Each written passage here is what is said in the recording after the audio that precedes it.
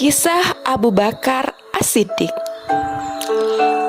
Abu Bakar As-Siddiq adalah seorang Quraisy dari kabilah yang sama dengan Rasulullah Shallallahu Alaihi Wasallam, meskipun lain keluarga. Abu Bakar berasal dari keluarga Tamimi, sedang Rasulullah dari keluarga Hashimi. Tapi kedua-duanya berasal dari satu suku, yaitu suku Quraisy. Abu Bakar adalah seorang pedagang yang selalu memelihara kehormatan dan harga dirinya. Ia seorang yang kaya harta, pengaruhnya besar, dan memiliki akhlak yang mulia. Dari sebelum datangnya agama Islam, ia sudah menjadi kawan akrab Nabi Muhammad SAW. Oleh karenanya, sifat dan tabiatnya mirip dengan Nabi Muhammad SAW. Belum pernah ada orang yang menyaksikan beliau meminum arak atau menyembah berhala. Beliau tidak pernah berdusta. Oleh karena itu, tidak heran bila beliau berkawan erat dengan Nabi Muhammad SAW. Usianya pun hampir sama dengan Nabi Muhammad SAW. Begitu pula dalam kemuliaan, profesi, dan keturunan. Sehingga tidak heran bila beliau menjadi khalifah pertama sesudah Rasulullah Shallallahu Alaihi Wasallam wafat.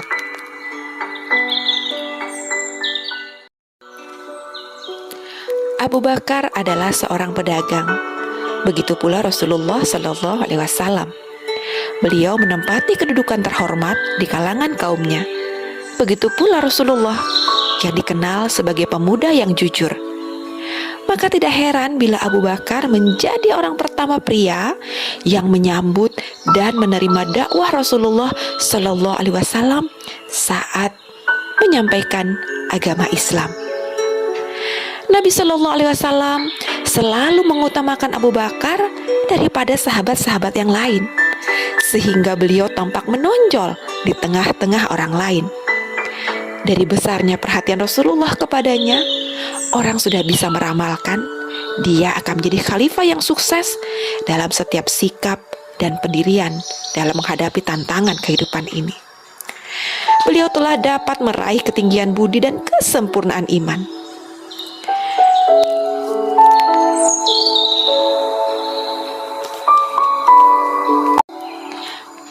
Abu Bakar adalah orang yang baik hati, ramah, pandai bergaul dengan kaumnya, dan mudah jika berurusan dengannya. Dia termasuk yang berketurunan tinggi dalam suku Quraisy, atau bisa dikatakan kalangan bangsawan. Beliau paling banyak mengetahui kebaikan dan keburukan sukunya. Dia pedagang yang berakhlak, bermoral tinggi, sehingga tak heran bila dia disenangi dalam pergaulan. Banyak kaumnya yang datang kepadanya dengan sengaja untuk berbagai urusan. Pada saat itu, orang yang dipercayainya diajak masuk Islam. Orang yang menerima ajakannya antara lain Az-Zubair Ibnul Awam, Utsman bin Affan, Thalha bin Ubaidillah, Sa'ad bin Abi Waqqas, dan Abdurrahman bin Auf. Mereka pergi menemui Rasulullah dengan disertai Abu Bakar. Rasulullah Shallallahu Alaihi Wasallam menawarkan Islam kepada mereka, membacakan beberapa ayat Al-Quran dan menjelaskan kebenaran ajaran Islam. Serentak mereka menyambut dan menyatakan keislamannya. Mereka tergolong 8 orang pertama yang masuk Islam. Awalnya, Abu Bakar masuk Islam ketika ia bertemu dengan Rasulullah. Ia bertanya, "Ya Muhammad, apakah benar apa yang dituduhkan kaum Quraisy terhadapmu, bahwa kamu meninggalkan Tuhan-Tuhan kita, merendahkan akal pikiran kita, dan mengkufuri ajaran-ajaran nenek moyang kita?" Nabi Muhammad SAW menjawab, "Ya benar. Sesungguhnya aku ini Rasul Allah dan Nabi-Nya. Allah mengutus aku untuk menyampaikan risalahnya dan mengajakmu kepada Allah yang benar. Demi Allah, itu adalah hak. Aku mengajakmu, wahai Abu Bakar, kepada Allah yang Esa, Tunggal, tiada sekutu baginya. Janganlah kamu menyembah selain Allah, dan patuh serta taatlah kepada Allah. Kemudian Rasulullah Shallallahu Alaihi Wasallam membaca beberapa ayat Al-Quran. Dengan serta-merta, Abu Bakar menerima ajakan Rasulullah untuk masuk Islam. Ia mengkufuri patung berhala dan menjadi mukmin yang benar. Walaupun Abu Bakar berasal dari kalangan bangsawan, setelah keislamannya, ternyata beliau tidak luput dari gangguan kafir Quraisy. Diriwayatkan oleh Al-Bukhari dari Siti Aisyah radhiyallahu an, ketika kaum muslimin di Mekah yang berjumlah sedikit mengalami tekanan dan penganiayaan dahsyat, Abu Bakar minta izin kepada Rasulullah Shallallahu Alaihi Wasallam untuk hijrah ke Habasyah. Rasulullah mengizinkan, maka pergilah dia. Ketika sampai ke suatu tempat yang bernama Barkulimat, ia bertemu dengan Ibnu Adagna, pemimpin suku setempat. Ibnu Adagna bertanya, "Hendak kemana, wahai Abu Bakar?" Abu Bakar menjawab, "Aku dipaksa keluar dari Mekah oleh kaumku, dan aku ingin merantau di muka bumi sehingga aku dapat beribadah kepada Robku." Ibnu Adagna berkata, "Orang seperti engkau, hai Abu Bakar, tidak boleh keluar atau dikeluarkan. Engkau menolong orang papa, suka bersilaturahim, membantu orang sengsara dan lemah, dan menghormati tamu. Aku bersedia menjadi pelindungmu. Kembalilah dan sembahlah Tuhanmu di negerimu." Abu Bakar kemudian kembali pulang ke Mekah bersama Ibnu Adagna. Ia memberitahu Quraisy bahwa dia dalam perlindungan Abu Bakar.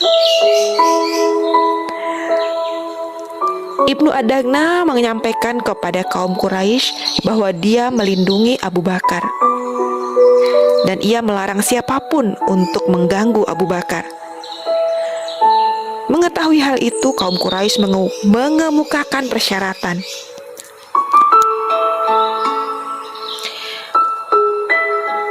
Abu Bakar tidak akan diganggu asalkan ia tidak bersuara keras dalam beribadah, karena dikhawatirkan kaum wanita dan anak-anak mereka terpengaruh. Setelah itu, Abu Bakar membangun sebuah musola di halaman depan rumahnya. Ia sholat dan mengaji Al-Quran di situ. Para wanita dan anak-anak kaum musyrikin tertarik dan sering menyaksikannya dengan rasa kagum. Setiap kali sehabis membaca Al-Quran, Abu Bakar menangis sehingga tokoh-tokoh kaum musyrikin penasaran dan khawatir. Mereka lalu mengutus seseorang untuk menemui Ibnu Adagna dan berkata, "Kami mengabulkan pelindunganmu terhadap Abu Bakar dengan syarat Abu Bakar menyembah Tuhannya di rumahnya. Tapi ternyata dia melanggar perjanjian. Abu Bakar bahkan membangun musola di halaman rumahnya. Ia sholat dan membaca dengan suara lantang. Kami takut anak-anak dan istri kami terpengaruh. Oleh karena itu tolong laranglah dia. Kalau dia mau menyembah Tuhannya di rumahnya, biarkanlah. Tapi kalau dia tidak mau, maka dia harus mengembalikan perlindunganmu." Ibnu Adagna kemudian pergi menemui Abu Bakar dan berkata, "Wahai Abu Bakar, engkau telah mengetahui perjanjianku dengan Quraisy, bukan? Engkau tepati atau kembalikan janji perlindunganku?" Abu Bakar berkata dengan lantang, "Aku kembalikan janji perlindunganmu dan ridho dengan perlindungan Allah Azza wa Jalla." Sesudah Adagna tidak melindunginya lagi, gangguan Quraisy terhadapnya semakin gencar. Hingga Ibnu Ishaq berkata, pada suatu ketika Abu Bakar bersandar di dinding Ka'bah, lalu datang orang jahil bermoral rendah.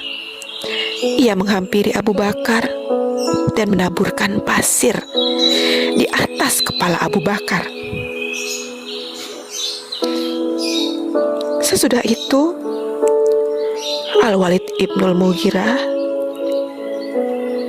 dan Abu Bakar berkata kepadanya, "Tidakkah kamu melihat apa yang dilakukan orang jahil itu kepadaku?" Al-Walid menjawab, "Kamu yang menyebabkan hal itu karena menanggalkan perlindungan Ibnu Adagna." Abu Bakar berkata, "Ya Tuhanku, alangkah sabar dan pemaaf Engkau. Ya Tuhanku, alangkah sabar dan pemaaf Engkau. Ya Tuhanku, alangkah sabar dan pemaaf Engkau."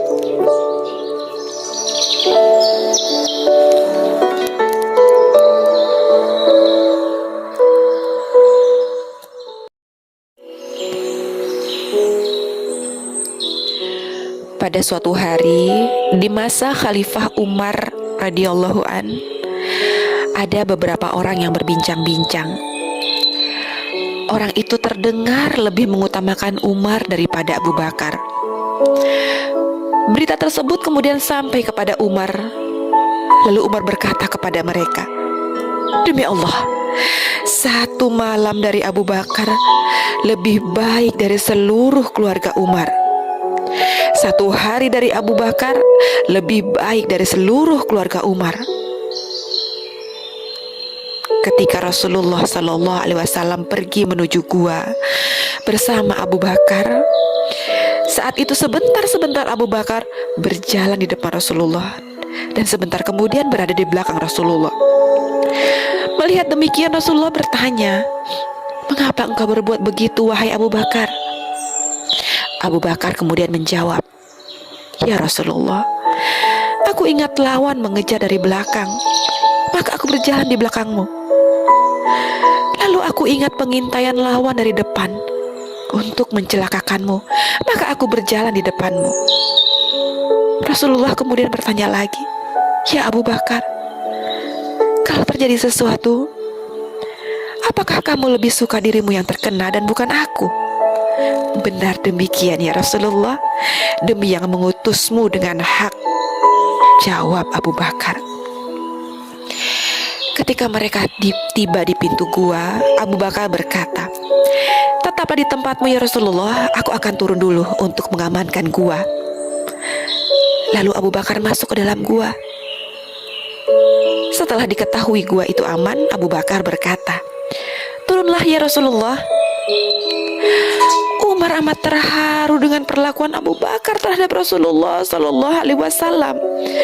Maka dia berkata, "Demi yang jiwaku dalam genggamannya, malam itu lebih baik dari seluruh keluarga Umar." Begitulah kecintaan Umar kepada Abu Bakar yang tidak ingin ditinggikan karena kemuliaan Abu Bakar.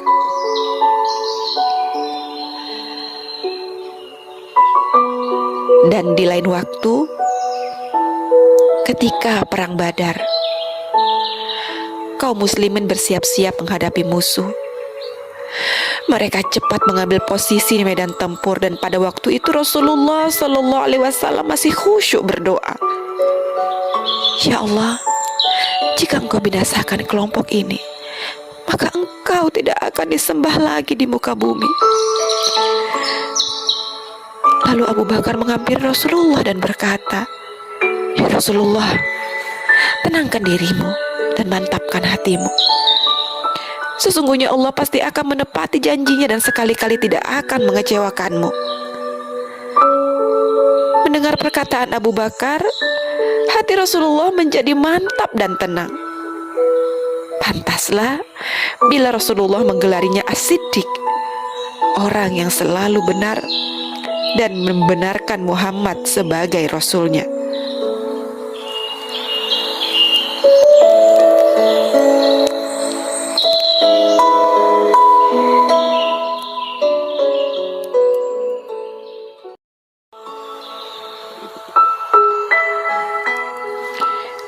Abu Bakar adalah seorang manusia yang rendah hati, lemah lembut, dan tidak pernah berlaku angkuh, apalagi bertindak sewenang-wenang, baik saat dia masih di zaman jahiliyah maupun sesudah masuk Islam, terlebih sesudah dia menjadi khalifah. Kalau ada orang yang memujinya, dia hanya berkata, "Ya Allah, Engkau lebih mengetahui tentang diriku daripada aku sendiri." Kalau pada saat naik unta, kebetulan tali kendalinya jatuh, maka dia sendiri yang turun untuk mengambilnya. Ia tidak pernah menyuruh orang lain untuk mengambilnya, walaupun dia seorang khalifah. Dialah orang muslim pertama yang membebaskan budak. Dia juga merupakan khalifah Rasulullah yang pertama, dan orang pertama dari 10 orang yang dijamin masuk surga. Kesadaran hatinya mencegah dia makan suatu makanan yang meragukan sumber perolehannya. Dia selalu bersegera menyambut ajakan amal kebajikan dan santunan. Sehingga Umar berkata, "Aku tidak pernah bisa mendahului Abu Bakar dalam mengamalkan kebajikan. Dia yang selalu mendahuluiku." Ali bin Abi Thalib juga berkata, "Itulah perlombaan. Demi yang jiwaku dalam genggamannya, tiada kita bersegera dalam amal kebajikan kecuali Abu Bakar yang selalu mendahului kita." Hingga suatu hari, masalah terakhir yang dilakukan oleh Rasulullah yang menyangkut peperangan sebelum beliau wafat adalah dalam mempersiapkan tentara yang akan membawa panji dakwah ke negeri jajahan Romawi, yaitu di Syam, Syria, Libanon, Yordania, dan Palestina. Sebelumnya, tentara Muslim sudah pergi 2 kali ke arah Baitul Maqdis, hanya untuk menguji kemampuan diri dan kekuatan lawan di dalam peperangan di Tabuk dan Mu'tah. Setelah 2 tahun Rasulullah menyiapkan pasukan tentaranya, maka mereka pun telah siap menuju Mu'tah dan Tabuk.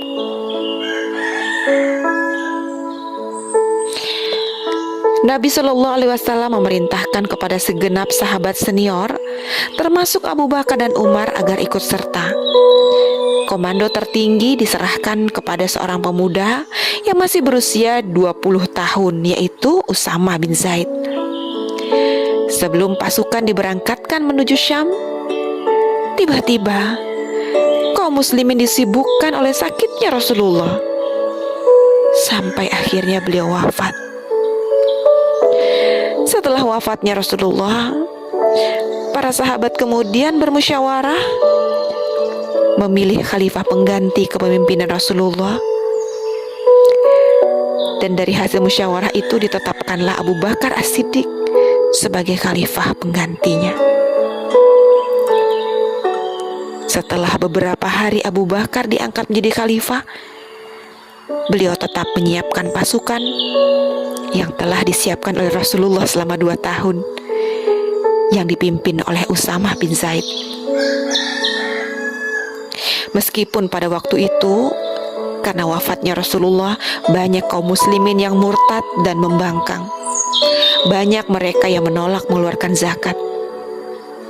Tapi bagaimanapun keadaannya, Abu Bakar tetap bersikeras melaksanakan rencana Rasulullah. Pada saat upacara pelepasan pasukan, Abu Bakar berdiri sedangkan Usama, yang pada saat itu sebagai kepala pasukan, menunggang kuda yang pernah dinaiki ayahnya Zaid ketika mati syahid di dalam peperangan Mu'tah. Melihat Abu Bakar yang hanya berdiri itu, Usama merasa kikuk dan malu, lalu ia berkata kepada Abu Bakar, "Demi Allah, engkau menunggang kuda dan aku turun." Abu Bakar menjawab, "Demi Allah, engkau jangan turun, dan demi Allah, aku tidak akan mau naik kuda. Apa salahnya jika kakiku terkena debu tanah fisabilillah barang sebentar?" Pada saat itu, Abu Bakar sebagai khalifah minta izin kepada Usama agar Umar tetap tinggal di Madinah dan tidak menyertai pasukan. Karena Abu Bakar amat membutuhkannya untuk kepentingan pemerintahan yang masih dalam keadaan kritis. Usama mengabulkan permintaan Abu Bakar. Dalam upacara pelepasan pasukan tersebut, Abu Bakar berpidato.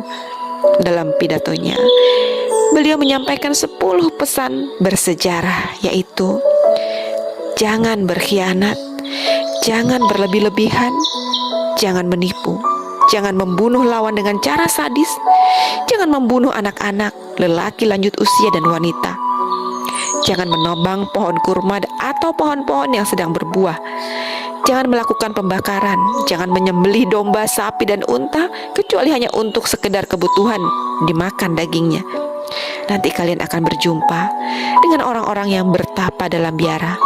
Biarkan mereka dan jangan mengusik mereka.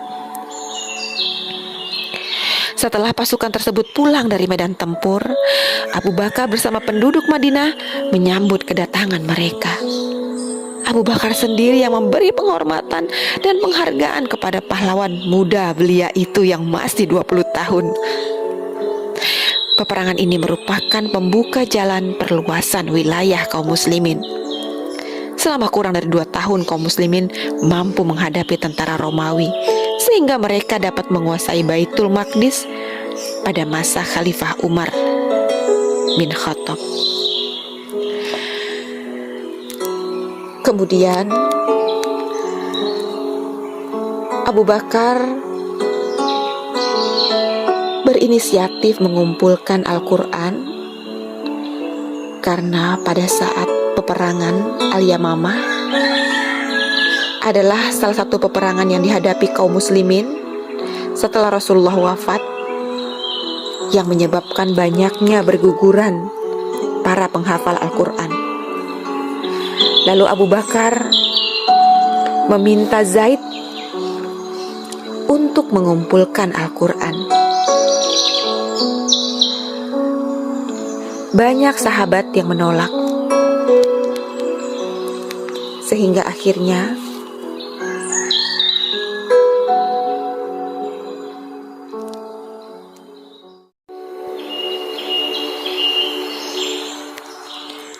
Zaid bin Sabit adalah lelaki yang cerdas.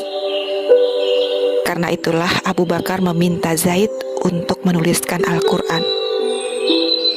Tapi awalnya Zaid menolak. Mengapa aku melakukan sesuatu yang tidak diperbuat oleh Rasulullah? Tetapi kemudian Umar menegaskan, demi Allah, ini adalah perbuatan yang baik. Akhirnya Allah membukakan hati Zaid untuk menerima pendapat Umar. Wahai Zaid, engkau adalah seorang pemuda yang cerdas, yang kupercayai sepenuhnya. Engkau adalah seorang penulis wahyu yang selalu disuruh oleh Rasulullah. Maka kumpulkanlah ayat-ayat Al-Quran itu. Zaid menjawab, demi Allah, ini adalah pekerjaan yang berat bagiku. Seandainya aku diperintahkan untuk memindahkan bukit, maka hal itu tidak lebih berat bagiku daripada mengumpulkan Al-Quran yang engkau perintahkan itu, ya Abu Bakar. Mengapa kalian melakukan sesuatu yang tidak diperbuat oleh Rasulullah? Zaid bertanya kepada Abu Bakar dan Umar. Abu Bakar kemudian menjawab, demi Allah, ini adalah perbuatan yang baik.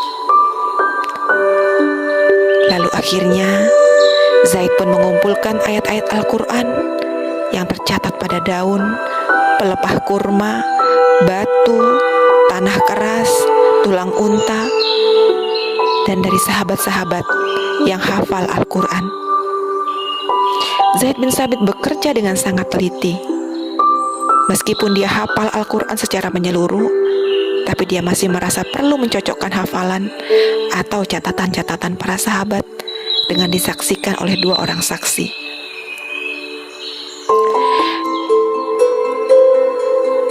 Setelah selesai pencatatan, ia mengikatnya dengan benang, disusun menurut urutan ayat-ayatnya sebagaimana yang telah ditetapkan oleh Rasulullah. Kemudian ia serahkan kepada Abu Bakar.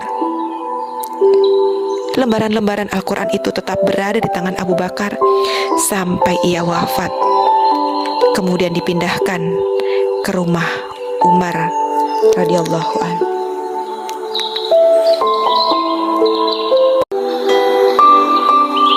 Setelah Abu Bakar radhiyallahu anhu wafat, Siti Aisyah radhiyallahu anha berdiri dekat kuburannya dan berkata, Allah menyinari wajahmu dan mensyukuri amal usahamu yang soleh.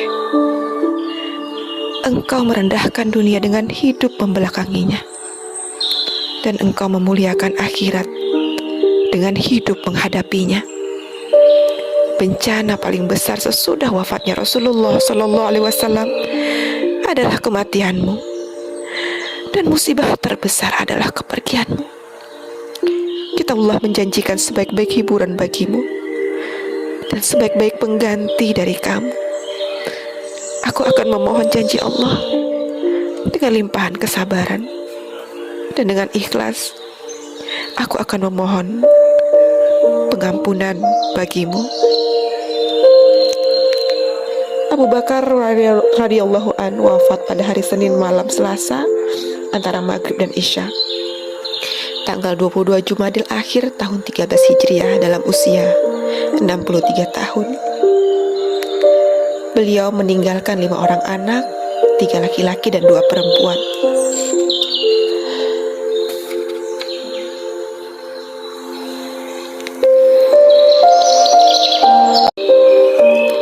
Demikianlah kisah Abu Bakar As-Siddiq yang bisa kita tauladani bagaimana kecintaannya kepada Islam.